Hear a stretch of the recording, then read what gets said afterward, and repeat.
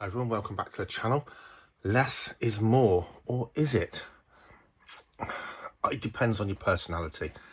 If you keep reptiles, invertebrates, amphibians, fish, anything, they can easily become as objective as an inanimate object. And the collecting gene, which a lot of us really carry, my dad for sure, he likes collecting things. He's collected dug-up bottles all his life, and then he'll change to just old Victorian inkwells and he'll collect loads of them once every one, and so on. People do that with their tarantulas, their snakes, just a species of snake. Look at how the royal python, the ball python market exploded with their morphs, enclosures and so on. Just people just keeping one species of snake, but hundreds of them. The collecting gene, you know, you've got one royal python, you kind of got another one, but the colors are different, and you can behold something someone doesn't have. The collection can grow. You can end up with species collections. You like king snakes, you like dry marcon, and you want one of every species. Or you like kind of what they call now, Persiliathera tarantulas, and you want every species, and so on and so forth. You can end up with a lot of animals, and in my other field, birds of prey is the same, falconry. A falconry saying that's really apt is, a bird in the hand is worth two in the bush. One well-trained bird is better than having two birds that are sitting in trees and won't come back because you haven't got the time for two. It's the same with this sort of thing, with your reptile hobby, your invertebrates and so on. 2019, I really started breeding snakes. I went into that whole aspect of not just keeping the snakes I've got, getting pairs and breeding them. And I built up a real big collection. I love colubrids and breeding different species of colubrids. And then 2 years ago, 2 winters ago in the UK, we had an energy crisis that, because we're a small island and a small population and we're no longer in the EU, our customer base is quite small. And the colubrid snake, the snake keeping market just dropped off. It just went from, you could sell as many species as you bred, as many individuals, to no interest at all, no value at all. So now you're breeding snakes out of interest, but unless you've got anywhere to disperse unwanted young to, the surplus young, what do you do? Well, you've got to stop breeding them. And it's not about value. The sad thing is, due to the way humans operate in collecting, a snake that's worth £1,000, more people buying it will care about it, and it's long term. If a snake's given away for free, it can be bought, well, taken up on a whim. If you're breeding rare and unusual colubrids that have took you 4 or 5 years to produce, lots of your knowledge and lots of time and lots of money to get them to that stage, you don't want to think of them just going, to not be looked after correctly. So the last 2 years I've given away most of the snakes to people I know will do justice, but I certainly wouldn't just mass produce snakes or breed lots of snakes to give them all away every year to the open masses of people I don't know. Not going well for the snakes, as we're seeing right now. So the market fell out. I'm breeding lots of snakes. Sometimes I have quite big snakes in quite simple enclosures. So she's really active right now, the female false water cobra. She's due to lay eggs very, very soon, in about the next 4 or 5 days. And they get incredibly restless, searching for the best nest site. But she's in there. She's got a double-ended enclosure. The male's in there. He's actually in his water bowl right now. He's got somewhere to hide. She gets in the dark corner behind the box. They've got everything they need to live very well and healthily. And they've got various things. They'll get leaf litter in there for a bit of enrichment and so on. And they're fine. They're fine. But visually, you're looking at a box with a snake in. And that's great if you're collecting the snakes, isn't it? You collect them. That's all you want to look at. I want to look at this snake that I collect. I want to look at this blue one. I want to look at the red one, the yellow one, whatever. You're having them in a jar to look at, in a way. That's fine. Simple enclosures that meet all their needs, and the snakes thrive, breed, seem okay, seem happy. What more do you need? But I think a lot of people have now gone how I've gone, and that is, you've thought, if I'm reducing breeding snakes, why not pass on the breeding adults, some of them, to people that still want to breed them and free up space? So I've actually sold snakes that people would give their right arm to keep. So a yellowtail Crebo pair, the male, 8 foot plus, most stunning snake I will ever see in my life. black-headed pythons that I've reared from hatchlings, bred, produced young. I've sold those. Stuff that's, yeah, it is superb high-end species. And I'll tell you why. I wanted to reduce down the selection, the collection, so I could make nicer enclosures. So, for instance, I don't know, what have we got there? Let's have a look. Up here is an enclosure. Ignore the writing on the things. I've got to redo everything because it's my moving around. It's not that at all. There's a young female Aesculapian snake in there. That plant's going to grow up and fill the void, and it'll be a really nice little enclosure to look at, because it could be a nice little enclosure to look at. Whereas if you've got a yellowtail crebo in this sort of size, like this girl here, this dwarf reticulated python, you can make it a kind of a bit interesting, but that snake could use a whole reptile room, and if it did, I could do it out like a bit of sort of rainforest edge with a pool and everything, and the snake would climb. It would use the whole area when it felt like moving. When we keep them like this, you're meeting the snake's needs, but again, you're looking at the snake, not the enclosure. So actually, bullfrog, not my tummy, I actually decided to move on a lot of the bigger species to make room for nicer enclosures. Less is more. I've still got some guys here in racks. I'll show you those in a minute, and I'll show you some other things. I'm finding it now much more beautiful to come into my reptile room, see the snakes when they're out, but see their enclosures when they're not out looking beautiful. Mental health wise, it's better for everyone, because at the end of the day, less gives you more time, because I can clean out all these animals probably in just over an hour, including all the tarantulas. Not half a day, not a whole day, not, oh, I've got to clean the snakes out tomorrow, oh, I've got to get home and clean the snakes out, oh, I didn't do it. Beautiful enclosures, much less time on the maintenance side, much less to worry about, and yet still keeping a wonderful array of species. Let me turn you around. So in this little 18-inch enclosure, I grew on a hatchling indigo snake. At the moment, it's got a hatchling, or not a hatchling, a yearling grey-banded king snake in there. I've used the enclosure, and we've added some plastic plants. There's some live plants growing on, just to make it more visually appealing. It's a snake you're only going to see in the evening, but look where the indigo snakes move to. A beautiful enclosure. When he pops his head out like he is right now, an enclosure with an eastern indigo snake. Wow. He has been fed this morning. He's getting good at his tap training, but he's not at all hungry. And when he's not sticking his head out or cruising around looking for grub, it's not only beautiful, but it's got living plants, and I love plants, always have done. So I wanted to grow plants in here for him, but it's a wooden enclosure, pretty normal for the UK. It's all going to blow, all the edges are going to blow, it's only chipboard under that veneer. So we've used a tray that the plants can be planted in, all the compost in, keeps the humidity up for him down this end. We've got a leaf litter for him to snuffle around under. We've got a deep hide with a deep substrate he can get down in. And then further down, all the moisture for the plants is contained in there. We can change to a different habitat. It looks okay. It doesn't look natural, but it's naturalistic. And as these plants grow down, it's going to look more and more natural. These plants have grown like you can't believe in just a couple of weeks.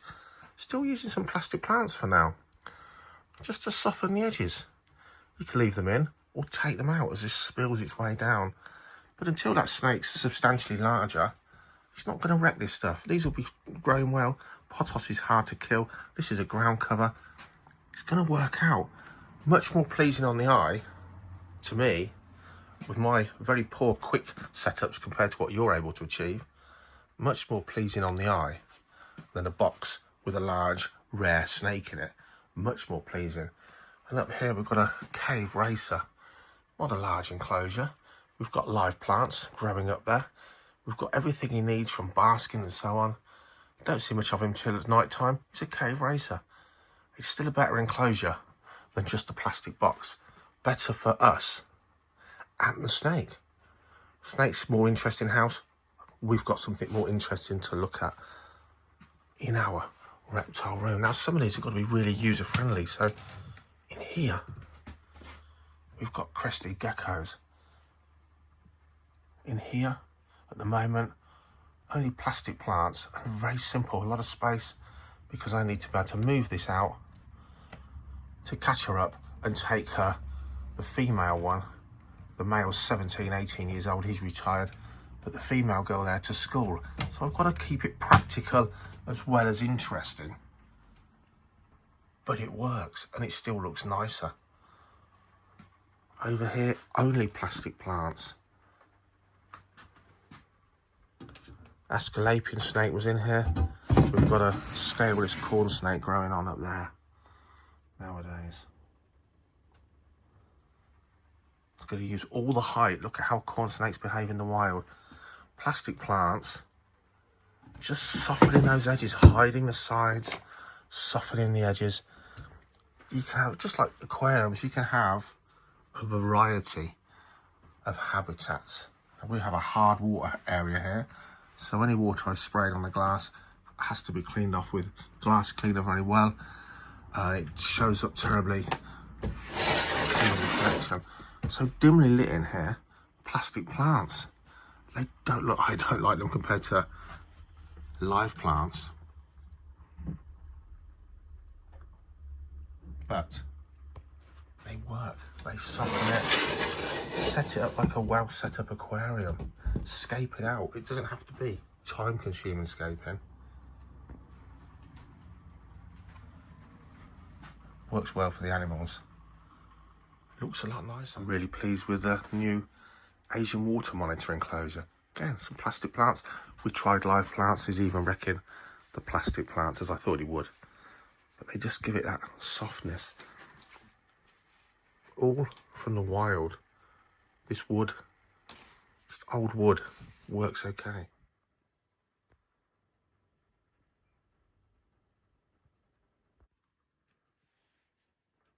Even things like the blue-tongued skink, which a low-level animal, doesn't climb very much, climbs a bit on there. It's still got a little bit of interest and not beautiful, but it's got what it needs, a damp box, leaf litter. Again, leaf litter's great, but still okay. This is still okay. Again, these are big old stems, big old logs cut down at work. It just gives it something to slither on, something to do. It's okay, but it's not as nice as something you've made a bit of an effort that's as visually pleasing. So you're kind of saying, okay Dave, so less animals gives you time to make more nicer enclosures. It's not what I'm saying, it's one of the things. Gives you time, full stop. Turn your attention to more beautiful enclosures. You'll really appreciate it. I'm sure the animals will to a degree.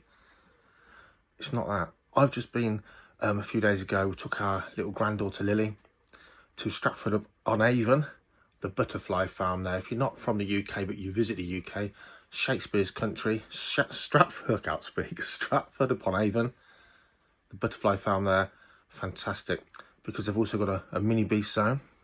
They've got some interesting invertebrates, fantastic colony of leafcutter ants, and they've also got some reptiles, but not many. Not many species at all. They've got new enclosures coming, but just a few enclosures for reptiles. And yet it was magnificent. It was so good. I'm so glad I saw it. Why?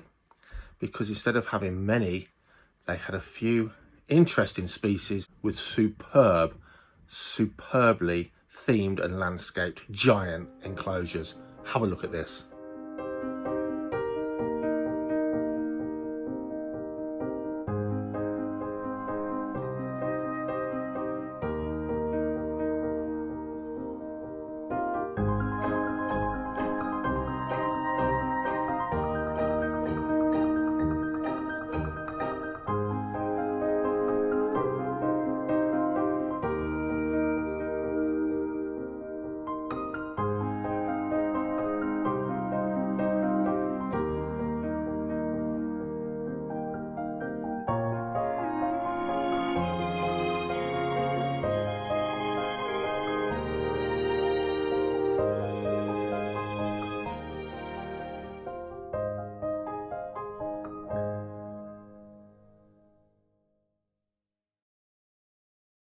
A what?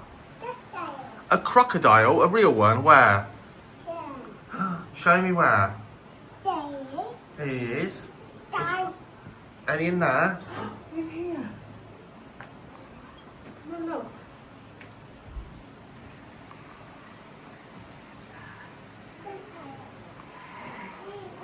Who's that one?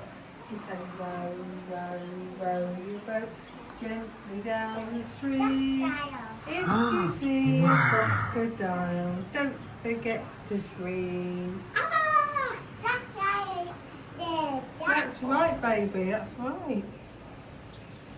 He's looking at you, he's got his eye open. He says, whoa, Lily's a nice num-num.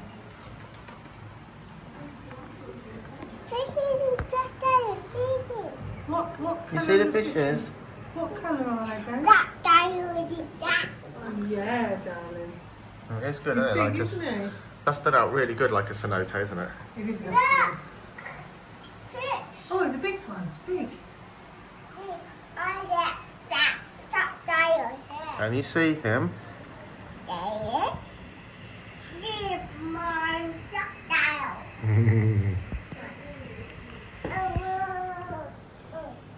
So, Can you see his eye? I Can you see his nose? nose. Can you see his tail? Oh, Lily, over look. there? Lily. There's his tail. There he is, tail. Tail. Over there, look. Oh, it's big. Pink. So I think that setup there is fantastic. Again, just a handful of reptile species looking great. Variety of invertebrates, some of those enclosures looking great.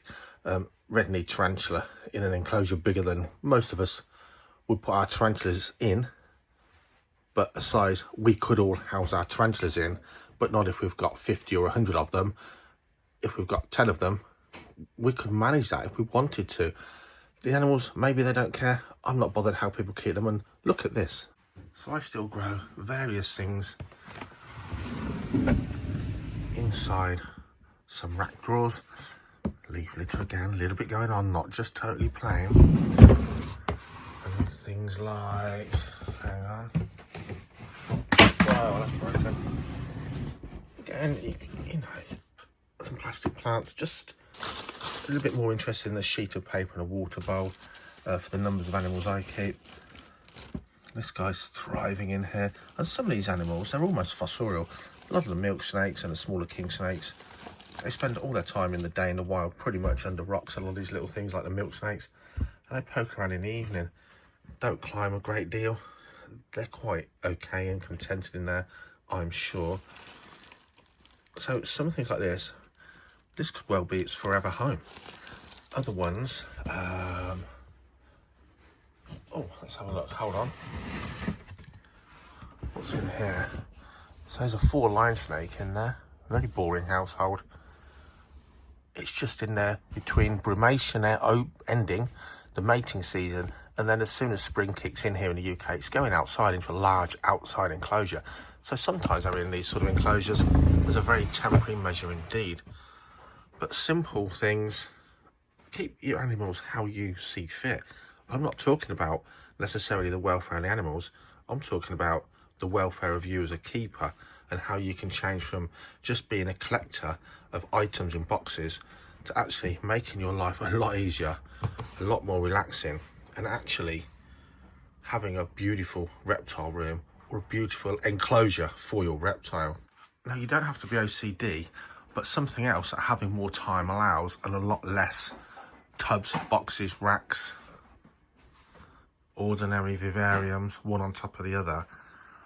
It not only having less is more, because less of these means more space for these sort of enclosures, and these sort of enclosures look a lot better and are a lot more interesting and a lot more magnificent than a load of 3-foot or 4-foot vibs just stacked on top of each other with the basic setup. But it goes further than that, because more time, less stuff rammed in means you can actually have a nicer room. Now, we all have glass that needs cleaning here and there, We all have junk lying around here and there, but a few houseplants in certain places can really add to the room layout. I go in so many people's snake rooms where the whole floor is covered in substrate that's come out of enclosures that they haven't cleared up, haven't had time. I can tell you now, if you lay your reptile room out in a tidy fashion where everything looks nice, using houseplants with, even if you're putting specific lighting, there's no windows in here to achieve good growth. Actually, even in a small reptile room, you can come in and it's not just a nice space because you've got nice enclosures to observe your reptiles.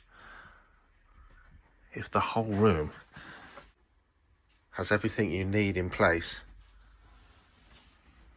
looks nice, feels nice, you'll enjoy the hobby and your interest far more than if everything looks like trash and it's just piles and piles of enclosures that are really weighing on your mind and you're struggling maybe to even keep those animals nice. The amount of people I see that spend a fortune on a reptile or even a spider and keep it not only in the most basic of setups, which it will be okay in maybe for that species, but that just, it's dirty. They're just not keeping on top of the husbandry because it's all become too much for them and for the time they have. Less, very often, in this hobby is more.